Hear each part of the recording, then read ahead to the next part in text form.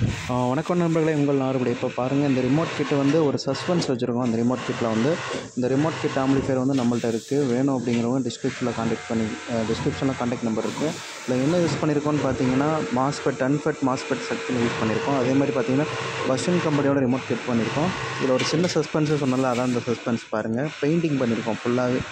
உள்ள board material transformer தவிர மற்ற எல்லாமே உள்ளே வந்து ஸ்ப்ரே பெயிண்ட் பண்ணியிருக்கோம். ஃப்ரண்ட் வியூ தான் பாருங்கள். உள்ளே பூரா பார்த்தீங்கன்னா பிளாக் கலர் ஸ்ப்ரே பெயிண்ட் பண்ணியிருக்கோம். பார்த்தாலே உங்களுக்கு தெரியும். சும்மா ஒரு சேஞ்சுக்காண்டி நாங்கள் பண்ணோம், வேறு ஒன்றும் இல்லை. பார்த்திங்கன்னா கொஞ்சம் டிரான்ஸ்ஃபார்மர் அதுக்கு மட்டும் பண்ணாமல் மற்ற எல்லா செக்ஷனுக்கும் நம்ம வந்து ஸ்ப்ரே பெயிண்ட் பண்ணியிருக்கோம். பார்த்தாலே உங்களுக்கு தெரியும் இப்படி ஸ்ப்ரே பெயிண்ட் பண்ணியிருக்கோம். பசன் கம்பெனியோட ரிமோட் கிட் போடுது.